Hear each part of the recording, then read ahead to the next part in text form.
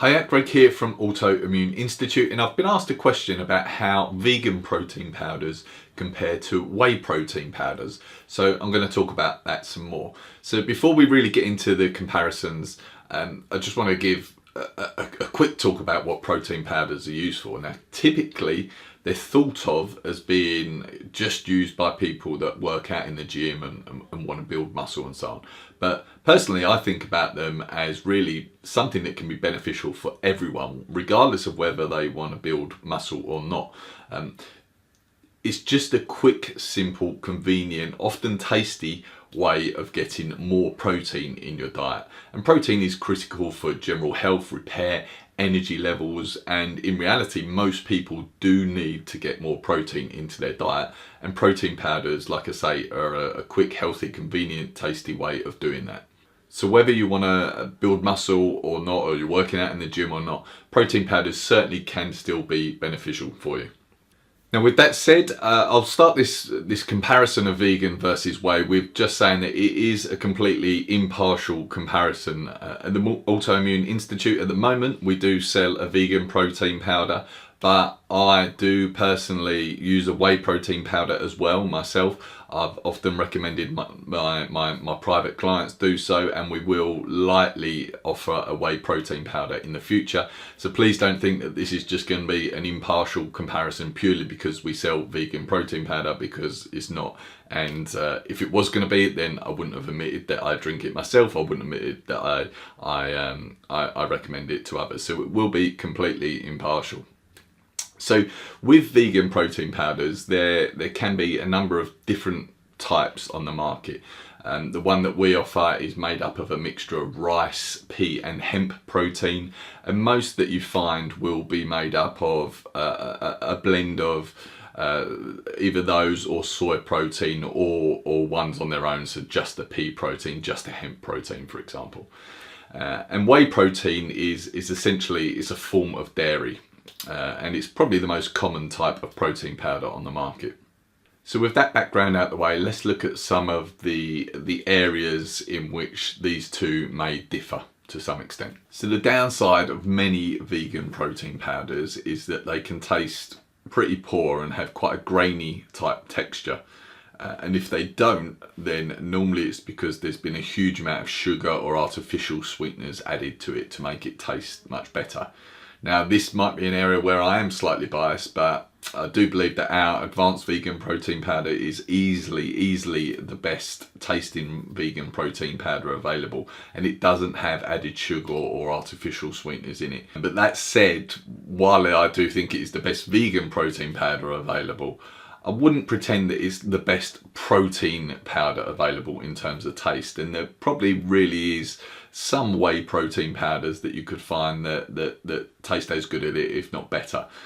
With a whey protein powder, it is much easier to find one that tastes good. There's a much wider range of flavours available, and the texture is normally much better too. Like I say, some vegan ones can be much more grainy than a nice whey protein powder could be. So in general, whey protein does win in the area of taste. Our vegan protein powder is chocolate banana flavour at the moment, and that is for a reason. A chocolate based one with quite this strong chocolate flavour, it's much easier to get it tasting nice. And if we wanted to have a vanilla flavour or a strawberry flavour or something a little bit lighter, that is much harder to achieve with a vegan protein powder, and much easier with a whey. So like I say, in the area of taste, whey protein generally comes out on top.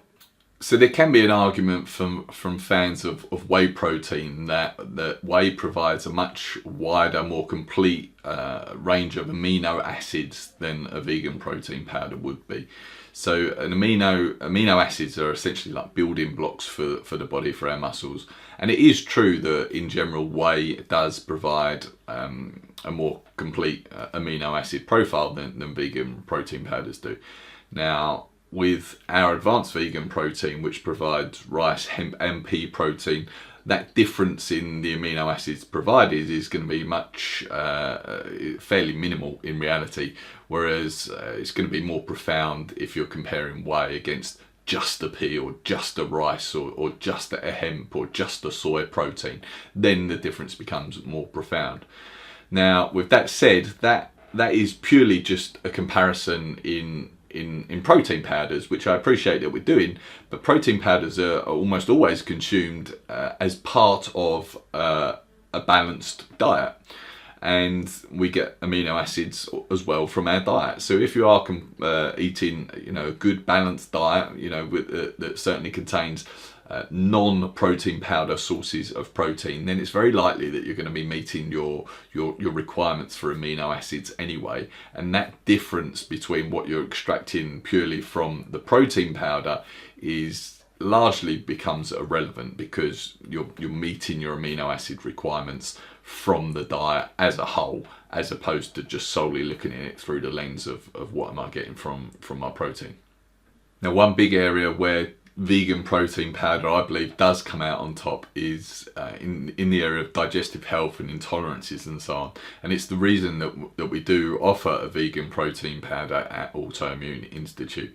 It's very common for people to experience like gas or wind or bloating after consuming a whey protein powder, and that can be for many reasons. Poor quality ingredients certainly can be one of them, but probably the main reason is that a lot of people do have problems with dairy and have some form of dairy intolerance or sensitivity, and consuming dairy will cause symptoms and may increase inflammation, increase digestive issues, bloating, wind, all these things, and removing dairy from the diet can often be beneficial for these people, and so that's where a vegan protein powder can come in as being a fantastic alternative. It's also worth being mindful of the fact that you can build up a sensitivity to something if you have it too often. I mentioned at the start that I do consume a whey protein powder, but I also consume vegan protein, and that's for a reason, and it's for the variety. If I just consumed a whey protein powder every day, then the chances of me eventually building up a sensitivity to that and that leading to a range of symptoms is very high. And making sure that you do have some days off of having really any food, but certainly any dairy-based or animal-based products, that's going to be important for your overall health. So even if you like the taste of whey and you're not dairy intolerant and you prefer to drink a whey protein powder, then I still would recommend that you have a few days off of whey protein every week, and consider vegan protein powder as an alternative on those days. Finally, it's worth noting that when it comes to choosing a protein powder, it's not just a question of vegan versus whey or how well it tastes. A really important factor is the ingredients that are in it. You could pick up a whey protein powder in a shop and it be completely different to another whey protein powder because of the additional ingredients that have been added to it. I personally know that many brands of whey protein will cause me bloating and wind and gas and digestive issues, whereas if you get a good quality one with the right ingredients added, then it, personally for me at least, it doesn't cause those problems. So being mindful and having a really good read of the ingredients on the label, and hopefully they're things that you can understand and read. You're looking for things without too much added sugar or artificial sweeteners, things like that. You want good quality real ingredients to be going into your whey protein. That is generally an area where vegan protein comes out on top. But like I say, you do still need to be aware of the ingredients going into a vegan protein, because the taste issue that you get with vegan proteins means that some companies will add a lot of rubbish to it in an effort to make it taste nice. So yeah, have a good read of the label before you buy either of them. So hopefully that has helped. I think that pretty much covers everything. If you want to check out our advanced vegan protein, then head over to www.autoimmuneinstitute.com, and I will talk to you again soon. Cheers, take care.